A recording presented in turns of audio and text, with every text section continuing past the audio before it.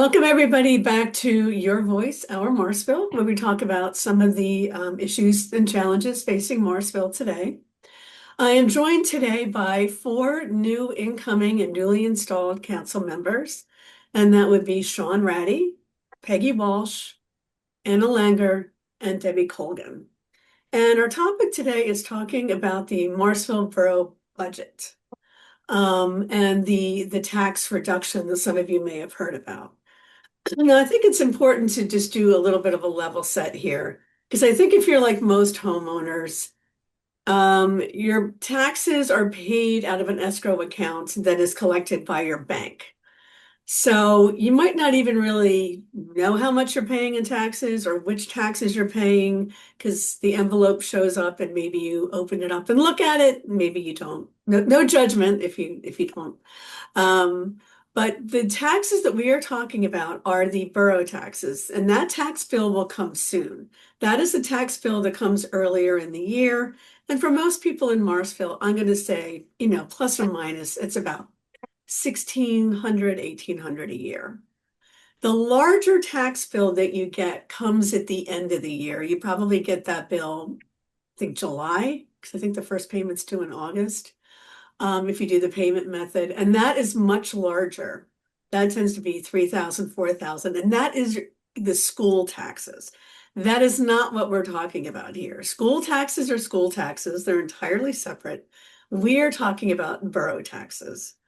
So that is what the topic that we're discussing. Now, I know that some of you may have heard there was a 21% tax reduction, and that would be on the smaller tax bill, the first one that you get. If you do the math, it comes out to about $30, $35 a month that homeowners would be saving, which that's a trip to Giant. But there's some exchanges being made in terms of money and some of the services that we get, and that's what we're going to talk about. So this is, I want to get right to our new council members talking about that. And the budget that we have right now that was passed, it was passed by the previous council, not the new incoming council members. And it's just standard procedure. They're not asking for anything extraordinary here to open up the budget, to discuss it a little bit further and go over some of the items on it. So I know that the council members had a meeting with Borough Council Borough Manager, Mr. Dillon. That was about 3 hours long. And so I want to go to you, Peggy Walsh, and I know you're sitting with Anna, and talk about that meeting, what it was like. I know you were there for hours going over the budget. Just give me kind of a recap on what went on.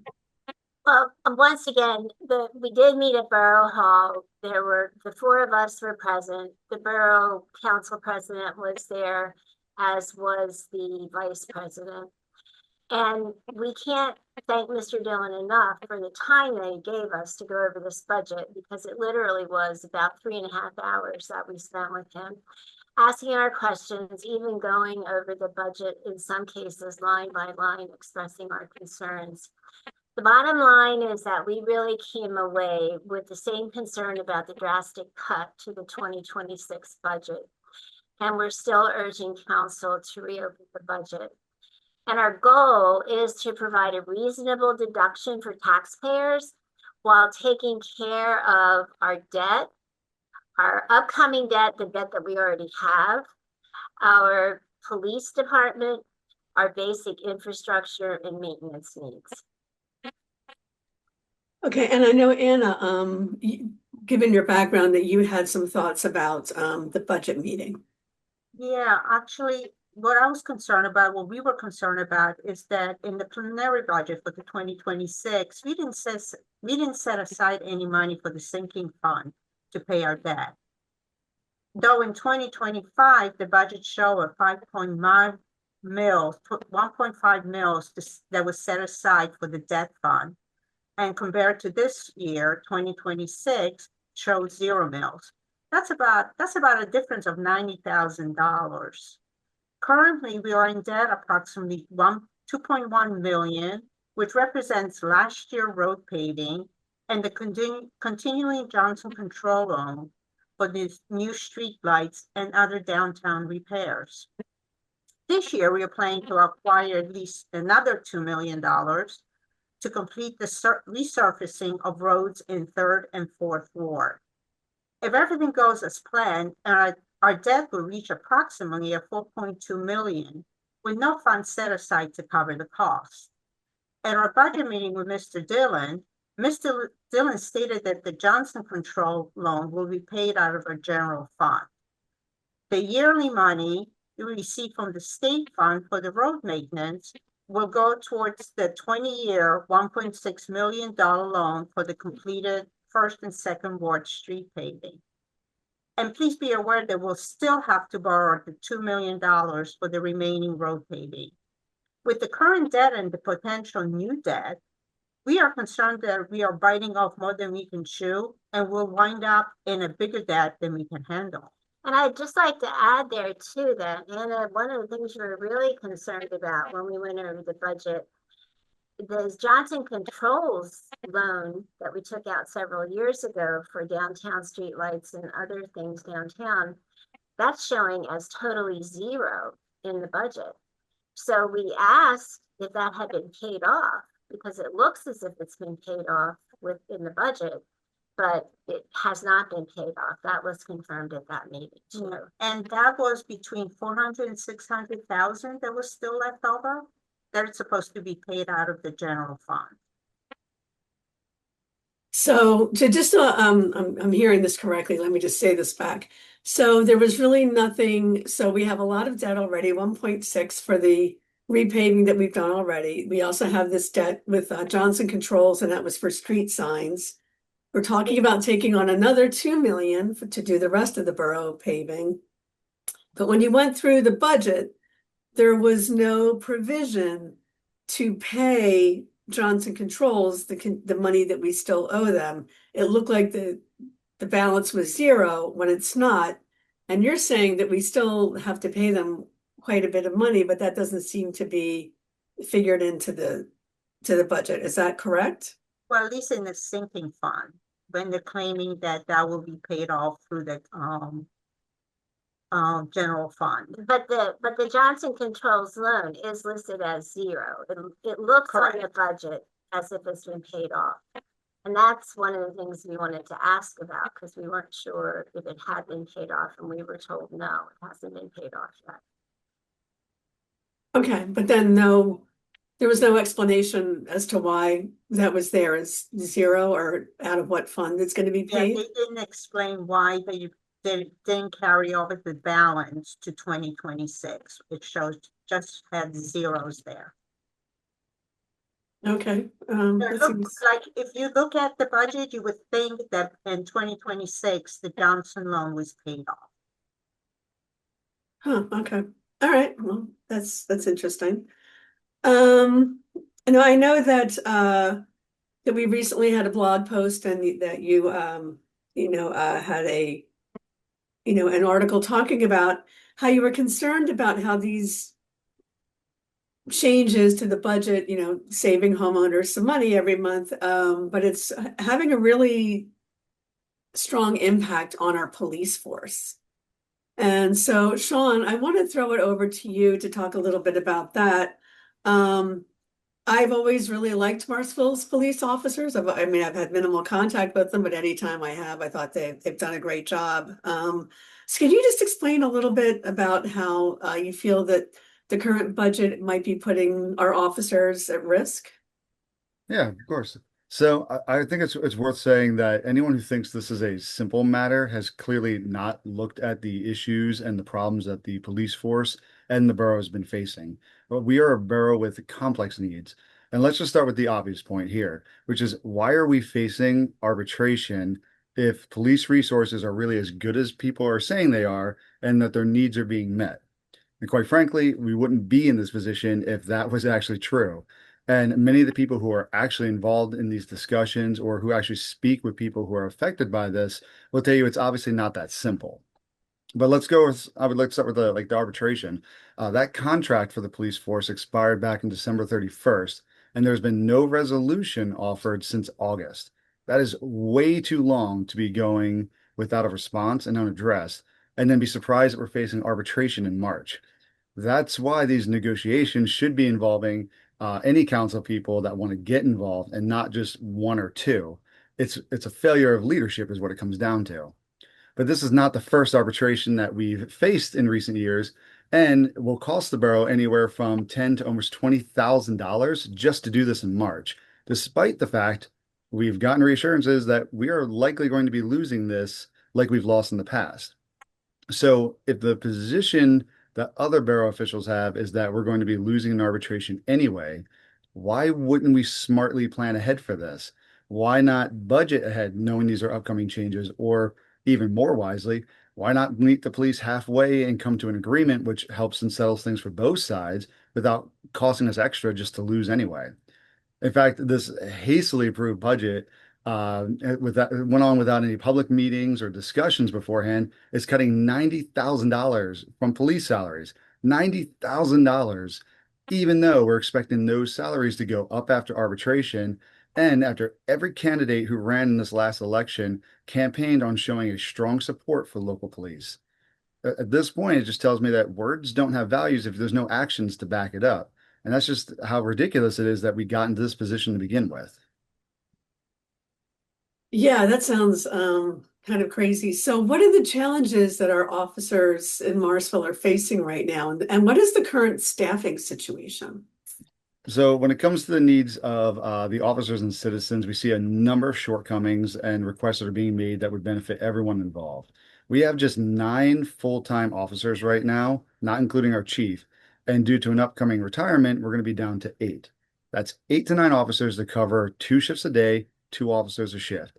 If one call comes in, you have only 1 officer on the street. If 2 calls are in, there is no officer for patrol.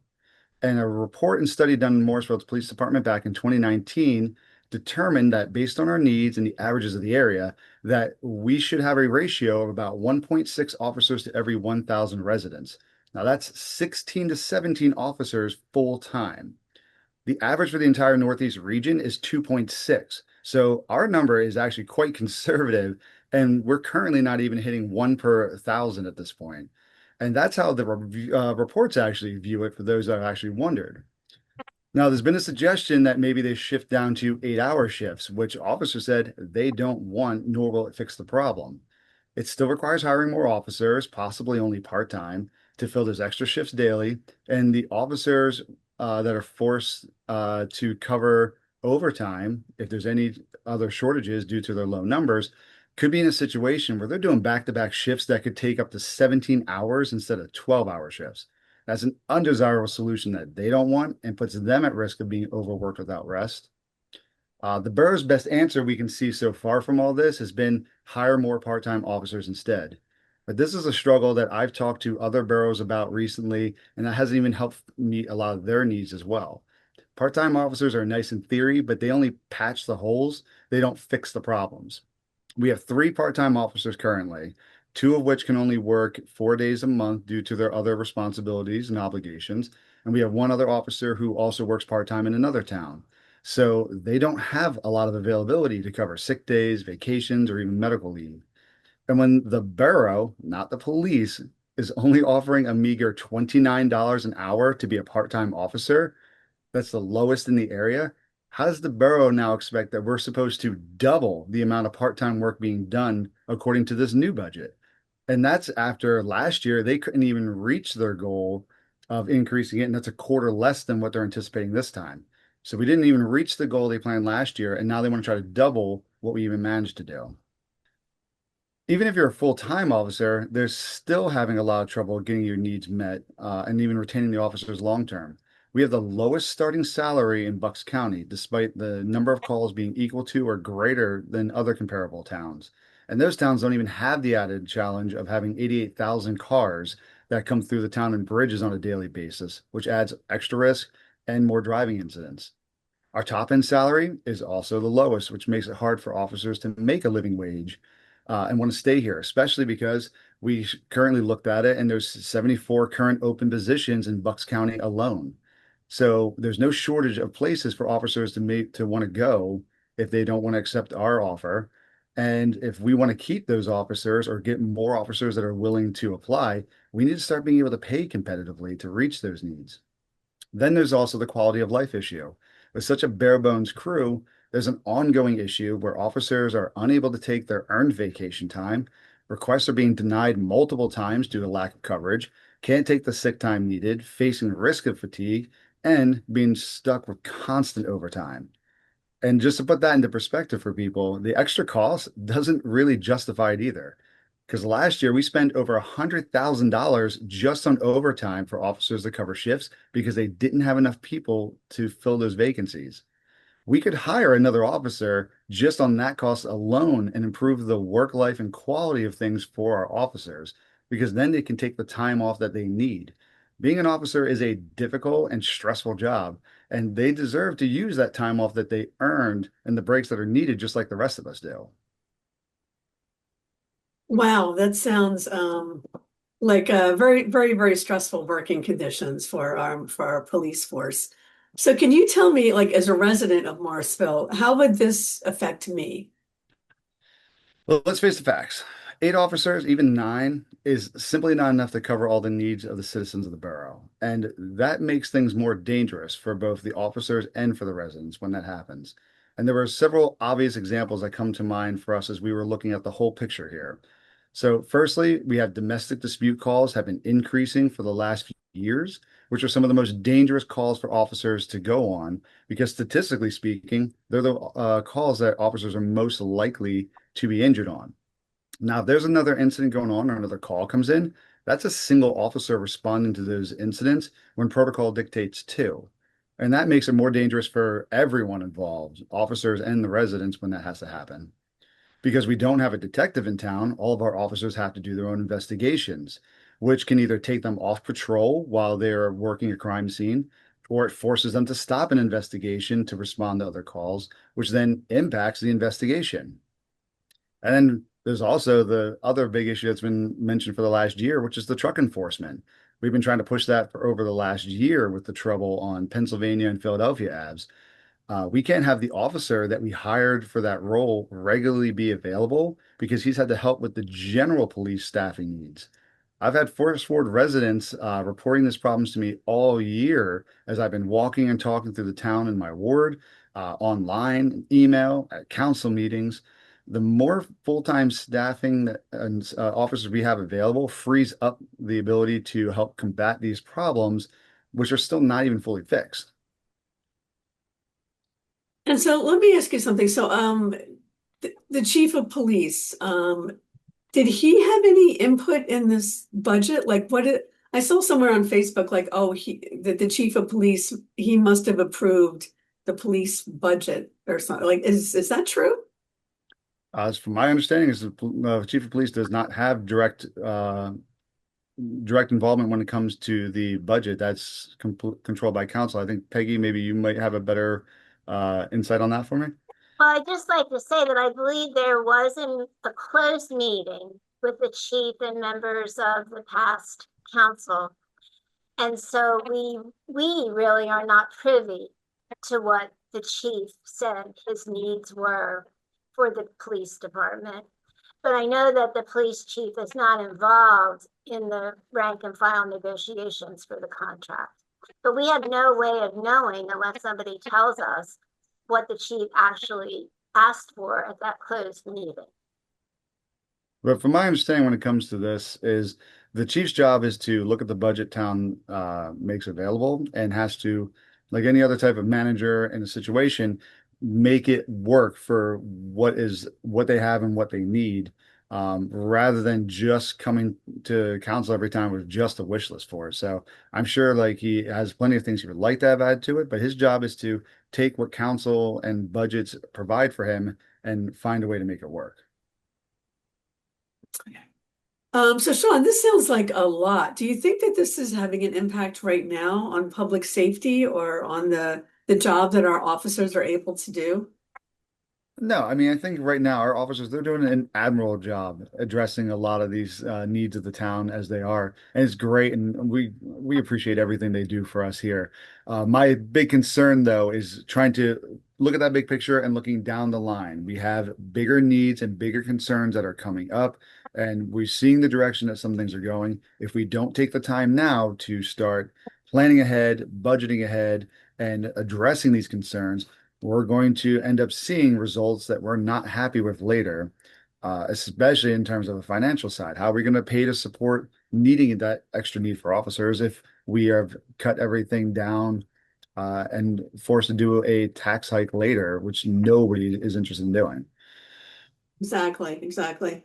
So that touches on the police, but I know, the budget for the borough obviously touches many different things, including public works. And I know that it also cuts into other critical needs. So Debbie, can you tell me a little bit about the public works and some of the other areas that the budget is going to impact? Well, yes. Right now, Morrisville has four public employees plus a director. And together, they're responsible for everything: roads, stormwater, maintenance and repairs, parks, snow, and emergency response. And over time, we've continued to ask more and more of this very small team. And this is physically demanding work. It's done in extreme heat and cold, often outdoors, and it comes with a degree of a risk of injury. And it can also be unpleasant work that people just don't see them having to deal with, such as handling debris, flooding, infrastructure problems, trash, and I mean, even human waste sometimes. When our resources are stretched thin, it leaves very little room for illness, injury, or burnout. And at the same time, our borough buildings and borough properties don't maintain themselves. They require regular care, repairs, and long-term maintenance. And that takes both money and manpower. And when those needs are deferred, they don't go away. They just become more expensive and are harder to manage later. So, look, we just need to be realistic and have an honest conversation about what it takes to keep the borough running safely and effectively and with pride. Well, that sounds good. I mean, and I know that nobody wants a tax increase. Nobody wants to pay more in taxes, but certainly you want your tax dollars spent wisely. So, given everything that we just talked about, which just barely sort of scratches the surface, like what is the next step in this process? I know we talked about kind of the issue. What is the next step towards some sort of resolution? Peggy, can you explain that? Well, we've motioned to put reopening the 2026 budget on this coming Tuesday's council meeting agenda. It's very important that we reopen it right away because we need to provide 10 days of advertising to the public so that they can view any changes that might be made and weigh in on how they feel about it. And then the final budget has to be in place by February 15th. So we need to reopen it this Tuesday in order to meet these deadlines. And our goal is to provide taxpayers with relief, but responsible relief, and then more in years to come. But keeping enough money for the borough so that we can take care of our police, negotiate a fair and I think respectful contract with them, recognizing everything they do, that we can pay down our debt, take care of new debt that we will have, and also that we will be able to take care of our infrastructure and our maintenance in the years to come. Okay, so that sounds reasonable. You're not asking for anything extraordinary. Like as we said in the beginning, this is a sort of standard procedure for incoming council members to want to just reopen the budget.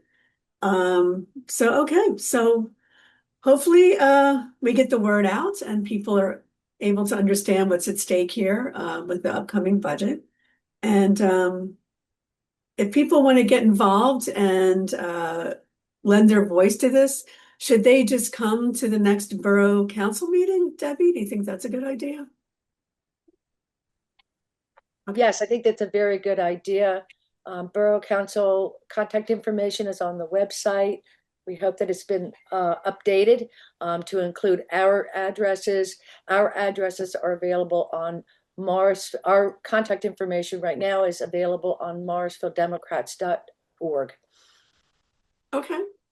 All right, that sounds great. So, all right, so we've been talking about the budget, the upcoming budget. If you want to get involved, please come to the next borough council meeting, and hopefully we can work through this budget together and find something that works for everyone. So stay tuned for the next podcast. Thanks. Thank you. Thank you. Have a good night. Thank you. Thank you.